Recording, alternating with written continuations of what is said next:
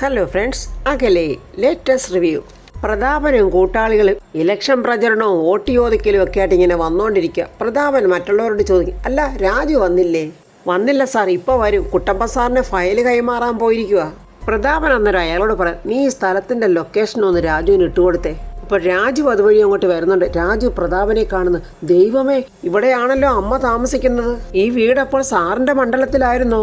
ദൈവമേ, വോട്ടേഴ്സ് ലിസ്റ്റിൽ സുജാത ചേച്ചിയുടെ പേരൊട്ട് ഞാൻ കണ്ടതുമില്ലല്ലോ. ഇന്നത്തോടെ എല്ലാത്തിനും ഒരു തീരുമാനമോ ഋതു കൂടെ ഉണ്ടാവുമല്ലോ.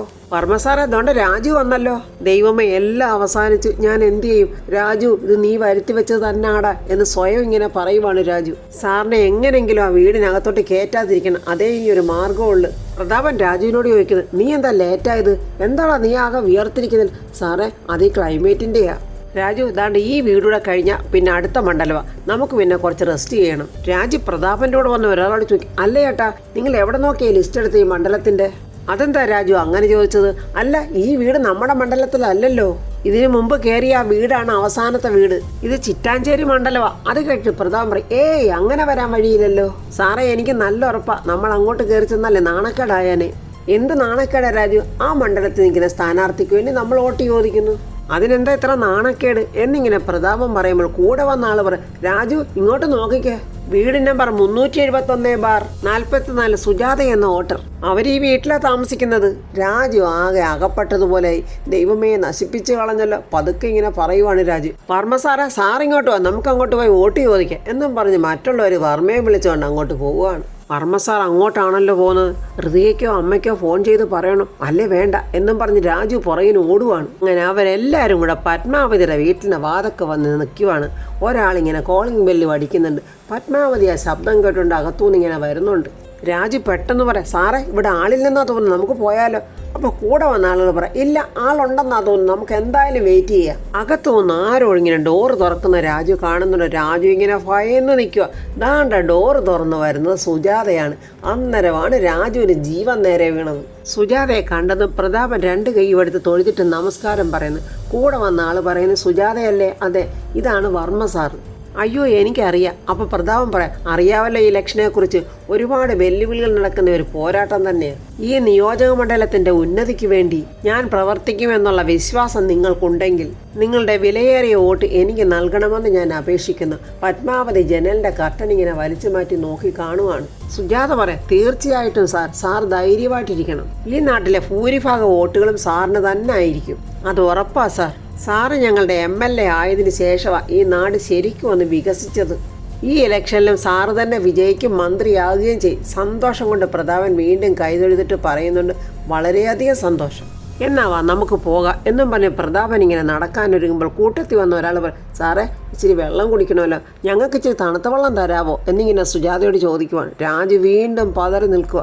സുജാത പറയുന്നത്, അതിനെന്താ, നിങ്ങൾ നിൽക്ക്, ഞാൻ വെള്ളം കൊണ്ടുവരാം. സുജാത അകത്ത് വന്ന് അവർക്ക് കുടിക്കാനുള്ള ജ്യൂസൊക്കെ ഇങ്ങനെ ഗ്ലാസ്സിൽ ഒഴിച്ചുകൊണ്ട് പത്മയോട് പറയുക, വർമ്മ സാറിനെ കണ്ടപ്പോൾ എൻ്റെ നെഞ്ചങ്ങ് കത്തിപ്പോയി, ഞാൻ ആകെ പതറിപ്പോയി. അത് സുജാതെ, അദ്ദേഹം പ്രചരണത്തിന് ഈ വഴി വരുമെന്ന് എനിക്ക് അറിയാമായിരുന്നു, പക്ഷേ ഈ സമയത്ത് പ്രതീക്ഷിച്ചില്ല. അങ്ങനെ സുജാത ജ്യൂസും കൊണ്ട് വരുവാണ് എല്ലാവർക്കും കൊടുക്കാനായിട്ട്. അവരെല്ലാവരും അപ്പോഴത്തേക്ക് ഉമ്മറത്തെ കയറി ഇരുന്ന് കഴിഞ്ഞ് അങ്ങനെ സുജാത ഓരോരുത്തർക്കാണ് ജ്യൂസ് കൊടുക്കുവാണ്. പത്മയാണെങ്കിൽ ജനലിൽ കൂടി ഇങ്ങനെ നോക്കി കാണുവാണ് പ്രതാപൻ ജ്യൂസ് കുടിക്കുന്നത്. രാജു പെട്ടെന്ന് ആ ജ്യൂസ് ഇങ്ങനെ വലിച്ചു കുടിച്ചിട്ട്, എല്ലാവരും കുടിച്ചു കഴിഞ്ഞാൽ വാ എഴുന്നേക്ക്, നമുക്ക് പോകാം എന്നും പറഞ്ഞ് ധൃതി പിടിച്ച് എല്ലാവരെയും കൊണ്ട് പുറത്തോട്ട് പോവുകയാണ്. പത്മാവതി ആണെങ്കിൽ ജനലിൽ കൂടി ഇങ്ങനെ നോക്കുവാണ്. പ്രതാപൻ നടന്നു പോകുന്നോ നോക്കി സങ്കടത്തോടെ ഇങ്ങനെ നോക്കി നിൽക്കുവാണ്. ഋതികയെ അനന്തംപിള്ള വിളിച്ചിരുന്നു ഇലക്ഷൻ്റെ ഒരു ഡീലിനെ കുറിച്ച് സംസാരിക്കാൻ. എന്തായിരിക്കും എന്നറിയാൻ ഋതിക വന്നിട്ടുണ്ട്. പക്ഷേ ഋതിക പുറപ്പെട്ടു വരുമ്പോൾ രാജുവിനോടോ പ്രതാപനോടോ ആരോടും ഒന്നും പറഞ്ഞിട്ടില്ല. അതായിരുന്നു അനന്തംപിള്ളയുടെ ഡിമാൻഡും.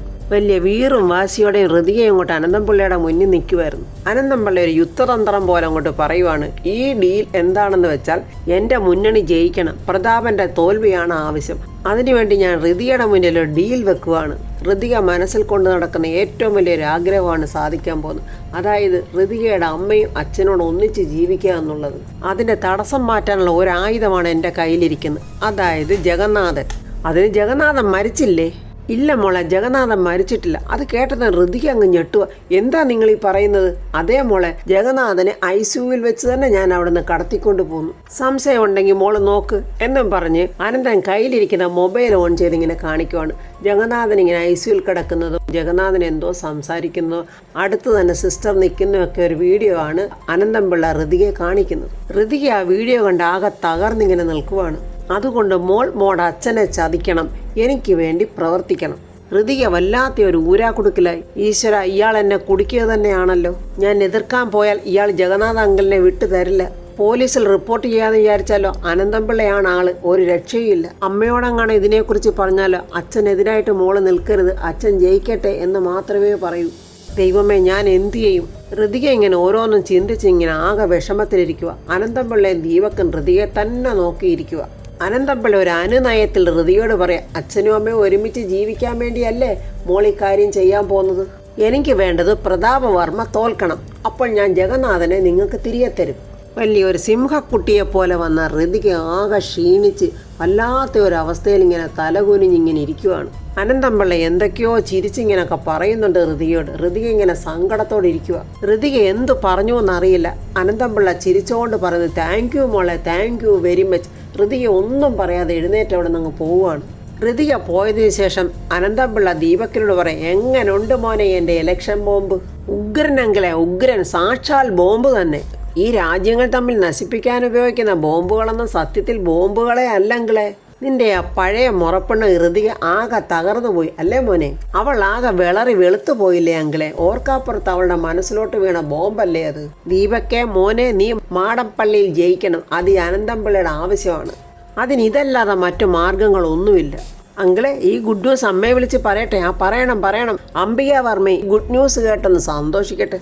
അതുകൊണ്ടേ മോൻ വേഗം വിളിച്ച് പറ. അങ്ങനെ ദീപക്കുടനെ അംബികയെ വിളിക്കാം. മോനെ ദീപക്കെ, അമ്മേ ആദ്യം തന്നെ ഒരു സന്തോഷ വാർത്ത അങ്ങോട്ട് പറയട്ടെ. സന്തോഷ വാർത്തയാണെങ്കിൽ വെച്ച് താമസിക്കാതെ എളുപ്പം അങ്ങോട്ട് പറ മോനെ. അമ്മേ, എന്നാലേ ഈ ഇലക്ഷനിൽ ഞാൻ മാടപ്പള്ളിയിൽ നിന്ന് ജയിച്ച് MLA ആയി കഴിഞ്ഞു. നീ എന്തൊക്കെയാടാ മോനെ ഈ പറയുന്നത്? എനിക്കൊന്നും മനസ്സിലാകുന്നില്ല. ആണമ്മേ, അനന്തൻപിള്ള അങ്കിൾ എന്നെ ജയിപ്പിച്ച് കഴിഞ്ഞു. എടാ മോനെ, നീ ഒന്ന് ഡീറ്റെയിൽ ആയിട്ട് പറഞ്ഞേ. അമ്മേ, ഞാൻ പറയുന്ന കാര്യം കേൾക്കുമ്പോൾ ആദ്യം അമ്മയ്ക്കൊന്ന് ടെൻഷനാവും. പക്ഷെ അമ്മ ടെൻഷനൊന്നും ആകണ്ട, അതൊക്കെ എൻ്റെ അനന്തൻപിള്ള അങ്കിൾ അങ്ങ് ഡീൽ ചെയ്തോളും. എടാ മോനെ, ഋതികയെ ലോക്ക് ചെയ്ത കാര്യം നീ അങ്ങോട്ട് പറയടാ മോനെ. അനന്തൻപിള്ള അങ്ങനെ ദീപക്കിനോട് പറയുമ്പോൾ ദീപക്ക് പറയാം, അമ്മേ ഋതികയെ ഞങ്ങളൊരു കത്രിക പൂട്ടങ്ങോട്ട് ഇട്ടങ്ങ് പൂട്ടി. എന്നിട്ട് ഋതിക അവരെ കാണാൻ വന്നതും ഉണ്ടായ സംഭവങ്ങളൊക്കെ ദീപക് അങ്ങനെ അംബികയോട് പറയുക. അംബിക അതൊക്കെ കേട്ടിട്ട് ഞെട്ടി വരച്ചിട്ട്, എടാ ദീപക്കെ, ഞാൻ എന്താടായി കേൾക്കുന്നത്? അമ്മേ സത്യം അമ്മേ. അപ്പൊ ജഗന്നാഥൻ അമ്മേ, അയാൾ ചത്തിട്ടില്ലമ്മേ. അതൊക്കെ ഈ അനന്തൻപിള്ള അങ്കിളിന്റെ ഓരോ ലീലാ വിനോദങ്ങളാണമ്മേ. ബാക്കി കാര്യങ്ങളൊക്കെ വിശദമായിട്ട് പുറകെ പറയാമേ. പക്ഷെ അംബിക ആകെ ടെൻഷനിൽ തന്നെ. എന്തായാലും ഈ ഇലക്ഷനിൽ അമ്മയുടെ മോൻ ദീപക് ജയിച്ചമ്മേ. അംബികയ്ക്ക് സന്തോഷിക്കാനേ കഴിയുന്നില്ല. അംബിക ആകെ ടെൻഷനാ. അനന്തനൊരു താപ്പാനയാ. ദീപക് ജയിച്ചു എന്നുള്ള സത്യവാ. പക്ഷെ ജഗന്നാഥൻ അവൻ അനന്തന് വലിയൊരു ആയുധമാണ്. അതുകൊണ്ട് എന്തായാലും പേടിക്കണം. വേണുവേട്ടനാണെങ്കിൽ രാധമ്മേ, എടി രാധേ എന്നും പറഞ്ഞാണ് വീട്ടിലോട്ട് കയറി വരുന്നത്. രാധമ്മ ഓടി വന്നിട്ട്, ഇതെന്താ വേണുവേട്ട, എലക്ഷൻ ചൂട് വേണുവേട്ടൻ്റെ തലയ്ക്ക് പിടിച്ചോ? ആ കിളവി അവിടെ, ആ ജയൻ്റെ അമ്മ കൊച്ചമ്മണി, വിളിക്കവരെ ഇങ്ങോട്ട്. അതെന്താ വേണുവേട്ട, അവർ പുറത്തു കാണുന്ന എന്തെങ്കിലും പുകിലും ഒപ്പിച്ചോ? എന്താച്ചാ എന്നും പറഞ്ഞ് പ്രിയെ അങ്ങോട്ട് ഓടി വരുന്നുണ്ട്. നിന്റെ അമ്മായിയമ്മ എവിടെടി, വിളിക്കടി അവരെ ഇങ്ങോട്ട്. എന്താച്ചാ പ്രശ്നം എന്താണെന്ന് അറിയണോ? പന്നപ്പുഴ നിയോജക മണ്ഡലത്തിൽ ഏതോ ഒരു കൊച്ചമ്മണി ഇലക്ഷന് നിൽക്കുന്നുണ്ട്. ഇവിടുത്തെ കൊച്ചമ്മണി അവരുടെ അപരയായി നിന്ന് മത്സരിക്കുമെന്നും പറഞ്ഞ് ഭീഷണിപ്പെടുത്തി അവരുടെ കാശ് മേടിച്ചെന്ന്. എൻ്റെ ദൈവമേ, ഞാനിത് എന്തൊക്കെയാ കേൾക്കുന്നത് എന്നിങ്ങനെ രാധമ്മ പറയാ. ഇവർക്ക് ഇതൊക്കെ ഒപ്പിച്ചു കൊടുത്തത് ആരാണെന്നോ? നിന്റെ ഭർത്താവ് ജയനാണെന്നാ ഞാൻ അറിഞ്ഞത്. ഇവരമ്മയും മോനൂടെ കൊയ്ത്താ. ഒരു ഇലക്ഷൻ വരുമ്പോൾ എന്തെല്ലാം തരികിടകളാണ് ഇവിടെ അരങ്ങേറുന്നത്. ഞാനും എൻ്റെ ഭാര്യയും മക്കളും നല്ല അന്തസ്സോടുകൂടിയാണ് ഈ വീട്ടിൽ ജീവിക്കുന്നത്. ഈ വീട്ടിൽ താമസിച്ചുകൊണ്ട് ഇത്ര നാണം കെട്ട പ്രവർത്തികൾ നടത്താൻ ഞാൻ സമ്മതിക്കില്ല. പ്രിയയുടെ നേരെ ആകെ ചൂടാവുകയാണ് വേണുവേട്ടെ. എവിടെടി നിന്റെ അമ്മായിയമ്മ കൊച്ചമ്മണി? ഒന്നും അറിയാത്തവളെ പോലെ കൊച്ചമ്മണി അങ്ങോട്ട് വന്നിട്ട് ചോദിക്കുന്നു, എന്താച്ചാ കാവിലെ വെളിച്ചപ്പാടെന്താ സ്ഥലം വിട്ടോ? നിങ്ങൾ എന്താ ചോദിച്ചത്? വെളിച്ചപ്പാടും ഞാനും തമ്മിൽ എന്താ ബന്ധം? അല്ല, ആ ജോലി അച്ഛൻ ഏറ്റെടുത്തോന്ന് ചോദിച്ചതാ. കൊച്ചമ്മണിയോട് വേണുവേട്ടൻ ചോദിക്കുക, ഇലക്ഷനിൽ നിൽക്കുന്ന കൊച്ചമ്മയുടെ അപരയായിട്ട് നിന്ന് നിങ്ങൾ മത്സരിക്കുമെന്നും പറഞ്ഞ് വരട്ടി അവരുടെ കയ്യിൽ നിന്ന് നിങ്ങൾ പൈസ മേടിച്ചോ? ഒരു കൂസലുമില്ലാതെ കൊച്ചമ്മണി പറയാ, ചാകര വരുമ്പോൾ മീൻ മാരാത്ത ഏതെങ്കിലും കടപ്പുറത്ത് ആൾക്കാരുണ്ടോ? ഇതേ ഇലക്ഷനാ. ഓരോ സ്ഥാനാർത്ഥികളും കോടിക്കണക്കിന് രൂപ മുടക്കി ഇലക്ഷന് നിൽക്കുന്നതേ മോഷത്തിനൊന്നും അല്ലല്ലോ. അവര് കാശെറിഞ്ഞ് കാശ് വാരുന്നു. ഞാൻ കാശൊന്നും എറിയാതെ ഇങ്ങനെ ഓരം നടന്ന് ചെറിയ നക്കാപ്പിച്ചയൊക്കെ അങ്ങ് മേടിക്കുന്നു. നിങ്ങൾക്ക് നാണമില്ലേ തള്ളേ ഇങ്ങനെ ദൈവത്തെ കൂട്ടുപിടിച്ച് ഇങ്ങനെ കള്ളം കൊണ്ട് ജീവിക്കാൻ? ഇത് ദൈവം പൊറുക്കില്ല, നിങ്ങളെ തകർത്തുകളെ. ഈ വിധ കാര്യങ്ങൾക്കൊക്കെ എന്നെ ദൈവം തകർക്കാനാണെങ്കിലേ എത്ര കാലത്തിന് മുമ്പേ എന്നെ തകർക്കണമായിരുന്നു. രാധമ്മേൻ ദേഷ്യത്തിൽ പറയാം, ദാണ്ടെ വേണുവേട്ടൻ പറഞ്ഞ മറ്റൊന്നുമല്ല, ഞങ്ങൾ മാനമര്യാദയോടെ ജീവിക്കുന്നവരാ. അമ്മ ഇവിടെ വന്ന് താമസിച്ചോണ്ട് ഇങ്ങനെയൊക്കെ ചെയ്താലേ ഞങ്ങൾക്ക് കൂടെ ചീത്തപ്പേരാകും. എൻ്റെ പൊന്നുരാധമ്മയെ രാഷ്ട്രീയക്കാർ മൊത്തം കക്കുന്നു. അതിനൊന്നും ആർക്കും ഒരു കുഴപ്പമില്ല. അപരയായി നിന്ന് മത്സരിക്കുന്നുവെന്നും പറഞ്ഞ് ഞാൻ വേറൊരുത്തിക്കിട്ടൊരു പണി കൊടുത്ത്. നിങ്ങൾ പറ, എന്താ അതൊരു തെറ്റാണോ? ഞങ്ങൾക്കിതൊക്കെ മാനക്കേട് തന്നെ. ഇങ്ങനെ വരുന്ന കാശുകളൊന്നും ഈ വീട്ടിൽ സൂക്ഷിക്കാൻ പറ്റില്ല. വേണുവേട്ടൻ അങ്ങനെ കൊച്ചമ്മനോട് പറഞ്ഞു കഴിഞ്ഞപ്പോൾ പ്രിയ പറയാ, എൻ്റെ തള്ളയെ നിങ്ങൾക്ക് എവിടെങ്കിലും പോയിന്ന് തൊലയാവോ? എൻ്റെ ദൈവമേ, ഈ കുരിശ് ഞങ്ങളുടെ തലയിൽ തന്നെ കൊണ്ടുവച്ചല്ലോ. എടി പ്രിയേ, ആ കുരിശെ തൊട്ടവരൊക്കെ രക്ഷപ്പെട്ടിട്ടേ ഉള്ളൂ. അത് നിനക്കറിയാവോ? അത് യേശു ചുവന്ന കുരിശ് അതുപോലാണോ ഇത്? ഇത് ഇരുമ്പ് കുരിശല്ലേ? എടി പ്രിയെ, എൻ്റെ മോനെ ഇങ്ങ് വിട്ടുതാ, ഞാൻ പോയിക്കോളാം. എൻ്റെ സമ്പാദ്യം എൻ്റെ ആ ഒരൊറ്റ മകനാ. അവൾ എന്നെ ഉപദേശിക്കാൻ വന്നിരിക്കുന്നു എന്ന് പറഞ്ഞു കൊച്ചമ്മണി തൻ്റെ അകത്തോട്ട് നടന്നങ്ങ് പോവുക. എൻ്റെ ഈശ്വര, ഇതൊരു തീരാബാധയാണല്ലോ. സങ്കടത്തോടെയാണ് രാധമ്മ പറയുന്നത്. പ്രിയ പറയാ, ഒരു പാട്ടം മണ്ണെണ്ണയെടുത്ത് തലവഴിയും ഒഴിച്ചാലോ? അല്ല, അവരിത് എങ്ങോട്ടാ പോയത്? പ്രിയ പെട്ടെന്ന് വന്ന് നോക്കുമ്പോൾ കൊച്ചമണി പ്രിയയുടെ മുറിയിലെ കട്ടിലിനടിയിലിരിക്കുന്ന ആ ബ്രീഫ് കേസിഞ്ഞിട്ട് വലിച്ചെടുക്കുവാണ്. പ്രിയ വന്ന് കയ്യെ പിടിച്ചിട്ട് പറയാം, ആ വേല അങ്ങ് മനസ്സിലിരിക്കട്ടെ, ഇതിവിടെ ചെലവാകില്ല. അതെ, നിന്റെ കെട്ടിയോൻ ഈ കാണുന്ന കണ്ടങ്ങളെല്ലാം കൊയ്ത് കളപ്പുരയിൽ ശേഖരിച്ച് വെച്ചിട്ടുണ്ടല്ലോ. നിന്റെ മരങ്ങോടൻ അച്ഛൻ എന്താ പിന്നെ അത് കാണാത്തത്? താണ്ടേ, എൻ്റെ അച്ഛനെ കുറിച്ച് അനാവശ്യം പറഞ്ഞാലുണ്ടല്ലോ, പ്രായമൊന്നും ഞാൻ നോക്കത്തില്ല, ശരിയാക്കി കളയും. ഇറങ്ങി പോതള്ള ഇതിനകത്തുനിന്ന് എന്നും പറഞ്ഞ് പിടിച്ച് തെള്ളി വെളിയിൽ ഇറക്കുന്നുണ്ട്. ഈ സമയം ഋതിക വീട്ടിൽ വന്ന് ഭയങ്കര സങ്കടത്തിലിരിക്കുക. അനന്തംപിള്ള പറഞ്ഞ കാര്യങ്ങളൊക്കെ ഓർത്തിട്ട് മനസ്സിന് ഒരു സമാധാനവും ഇല്ല. അംബിക അങ്ങോട്ട് വന്ന് കാണുന്നുണ്ട്. അംബിക മനസ്സിൽ പോലെ തലക്കിട്ട ഇവക്കിട്ട് അടി കിട്ടിയത്. രാജവെമ്പാലയെ പോലെ ചീറി ചീറി നിൽക്കുമായിരുന്നു. അടി മർമ്മത്ത് കൊണ്ടതോടെ താണ്ട് അവിടെ പത്തി താഴ്ത്തി. അവിടെ ഇരിപ്പ് കണ്ടില്ലേ, ചത്തിട്ടില്ല, ജീവനുണ്ടെന്ന് മാത്രമേ ഉള്ളൂ. അംബിക ഋതികയുടെ അടുത്തിട്ട് വന്നിട്ട് ചോദിക്കും, നീ എന്താ വല്ലാതിരിക്കുന്നേ? നിനക്കിത് എന്ത് പറ്റി? ഋതിക മനസ്സിൽ പറയാം, ഇവൾ കാര്യങ്ങളൊക്കെ അറിഞ്ഞിട്ടാണോ? എന്നെ കളിയാക്കാൻ വേണ്ടിയാണോ സംസാരിക്കുന്നത്? അറിഞ്ഞ ഭാവമൊന്നും മുഖത്ത് കാണുന്നില്ല, പക്ഷെ അഭ്യാസക്കാരി അഭിനയിക്കുന്നതാണോ? എന്തായാലും ആ ദീപക്ക് പറയാതിരിക്കില്ല ഇവരോട്. എന്താ ഋതിക നീ ആലോചിക്കുന്നത്? എന്ത് ശത്രുതയുണ്ടായാലും ഞാൻ നിന്റെ അമ്മായിയല്ലേ? അയ്യോ, ഈ അമ്മായി അനന്തരവൾ എന്നുള്ള ബന്ധമൊക്കെ എത്ര കാലത്തിന് മുമ്പേ വിട്ടതാ. നീ പറഞ്ഞതൊക്കെ ശരിയാ ഋതികെ, നീ ഞാനും നിത്യശത്രുക്കളാ.